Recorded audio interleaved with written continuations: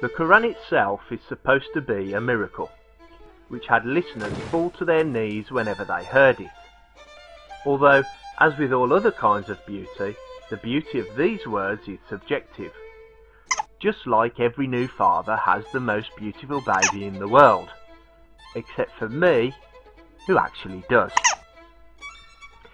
Obviously, the idea that everyone who heard the Quran knew it was from God and fell to their knees in awe is mere folklore. If this had been the case, then Muhammad would have had an immediate massive following in Mecca, certainly enough to remove power from the few who apparently knew the beauty of the Quran, but deliberately ignored it so that they could remain in charge of the Kaaba, the place where the pagans kept their stone gods.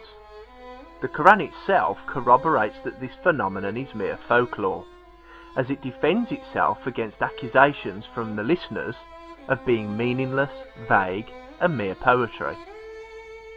The subjective beauty of the Quran lies merely in the way in which the Arabic words have been arranged, and not in their meaning, which is why this so-called miracle doesn't translate successfully to other languages, and why people say to experience the miracle you have to read the Quran in Arabic.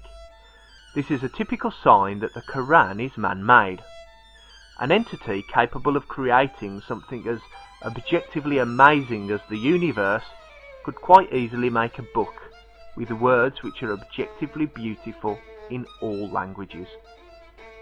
For example, the Quran often talks about men and women guarding their Farj. The mother of Jesus was said to have guarded her Farj, and believing men and women are also told to guard their Farj. The literal translation for the word Farj is private parts. Chapter 70 verse 29 tells believing men not to be promiscuous with their private parts too. Obviously men were permitted to have sex with someone, so verse 30 continues to say that they don't need to avoid having sex with their wives or their slaves. So there you have it. Treating slaves as concubines is allegedly objectively moral. So much for the beauty of the Quran. Not only is the meaning of the words guard your vagina somewhat unrefined, and not only does the Quran say that a man has permission to have sex with his slaves, it, like Christianity before it, has an unhealthy obsession with Jesus' mother's vagina. As with Christianity and many other religions, pious women's vaginas are like one-way streets. It is only acceptable for things to come out of them, except apparently in the case of Allah.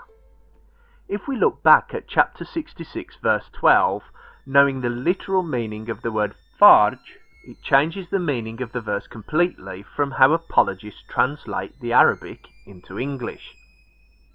And Maryam, the daughter of Imran, who guarded her chastity, and we breathed into it, her body, our spirit, now becomes, and Maryam, the daughter of Imran, who guarded her vagina, and we breathed into it, our spirit. Or, if we look to the Quranic commentator Ibn Kathir, it wasn't Allah who directly blew up Maryam's vagina. It seems that Allah may have used the angel Gabriel as some kind of celestial turkey baster. How nice. Jesus was conceived when Allah decided to use his mother's vagina as a blowhole. And thus is the beauty of the Quran.